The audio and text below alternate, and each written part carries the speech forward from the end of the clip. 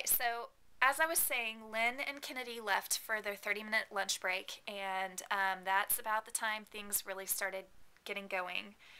Um, about 10 minutes in to having Kim in my room, the contractions started getting really, really intense. I could barely breathe through them. I I was kind of losing it mentally. So Kim came over and she's like, "You need to find the tiniest focal point that you can, and you need to focus on that, and you need to breathe slowly in through your nose and out through pursed lips." And she said, so she's talking me through this, and she talked me through this for a couple of contractions, and it did feel better. And I picked out this teeny tiny C on my IV machine. I couldn't tell you what the word was, but I focused on that little C. And I started to feel like I'm tearing up. um, Sorry, guys. Um, I started to feel like some changes were taking place, and I asked again to go to the bathroom. What I really wanted was some alone time. I just wanted to get away from everybody. So she took me off the monitors, got me settled in the bathroom, and shut the door. And I actually went over to try to lock it, and there was no lock on the door. So I sat on the toilet, and it felt really good to sit. And I thought I had to have a bowel movement, so I'm kind of bearing down, and I realized, oh, this feels really, really good. It feels better to bear down. I don't know how long I was in there before my husband knocked on the door and said, "Baby, are you okay?" And I said, "I'm fine. Just leave me alone." And I don't know how much longer. Kim knocks on the door, and she actually opens the door, and she's like, "I need to get the baby back on the monitor." She said, I know you're feeling good right now, but we need to get back in the bed." And I said, "Okay, I need to talk to my husband." So she sends Kevin in, and he comes in, and I said, "You need to tell her that I need an epidural right now. Right now. Like, she needs to call the anesthesiologist right now." And he was like, "Okay." So he goes out ahead of me, and he tells her she wants an epidural. And she's like, "Great. Okay. Well, let's start your IV bag." And I said, "What?" She goes, "Well, you have to have a bag of fluids." And she put this huge bag of fluids. I mean, it was a liter bag of fluids on my IV stand. And I looked at that bag and I thought, there is no way that is going in my body and I'm getting an epidural. There's no way. And so I started to panic. I was still leaning over the bed, and she said, "Okay, I want to check you." And I said, "No, I have never been this defiant with a professional before, but I was adamant that I wanted to stay standing up." And she left me alone for a few more minutes, and I was losing it during the contractions. They were so much worse, and I just knew that I wasn't getting an epidural. I knew it, and so I'm panicking, and I'm leaning over the bed, and I said, I'm feeling pressure.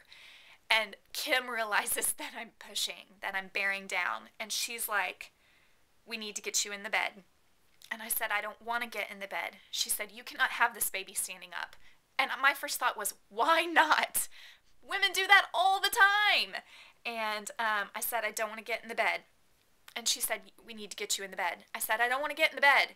And apparently she looked at Kevin and said, "Get her in the bed." And she just starts lowering the bed. And I just thought, I cannot lay in that bed in this pain. I can't just lay there. So I start telling Kevin, I start telling Kevin, I was like, I can't do this. And I finally get in the bed, and she checks me, and she says, "Okay, you're 7 centimeters." And I thought, no, I'm not. I'm ready to go. Like, this baby is coming. And ladies, for the first time ever, I mean, office checks, anything, I could feel her moving her fingers inside me when she checked me. It was the weirdest sensation, and it totally blew my mind. And I knew again, like I said before, I knew that I totally wasn't going to get an epidural.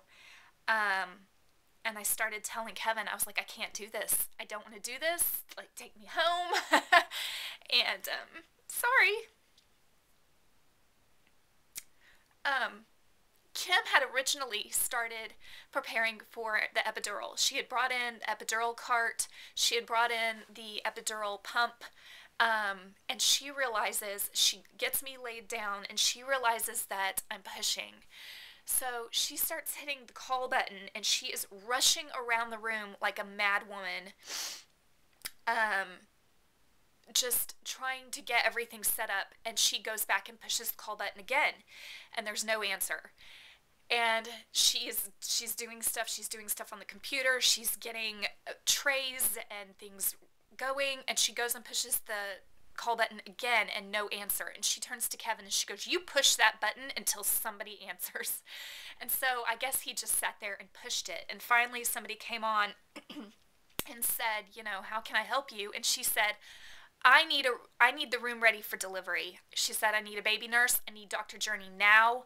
And I mean, I remember all this thinking, I know I knew it was coming. So she starts breaking down the bed and tells me not to push. And at some point, I just look over and Lynn and Kennedy are back. And the room is suddenly full of people.